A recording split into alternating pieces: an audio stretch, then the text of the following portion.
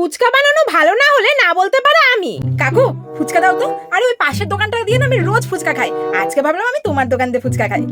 আচ্ছা আচ্ছা দাঁড়াও দিচ্ছি তোমাদের। আমার দোকানের ফুচকা খেলে না ওই দোকানে আর তোমরা যাবেই না। আমি তো 10 টাকা 7টা দিই, আর ও তো 10 টাকা 6টা দেয়। ও তাই? তাহলে তুমি আমার 20 টাকার দাও। এই নাও পাতাটা ধরো আগে।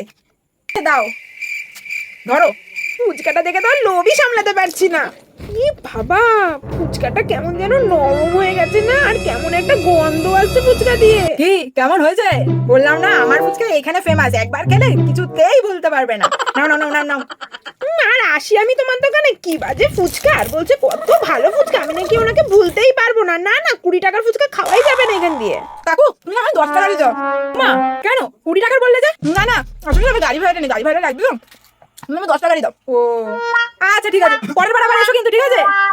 হ্যাঁ আবার আসবো আমি। ওখানে 10 টাকার 5টা দিলেও আমি ওখানেই খাবো।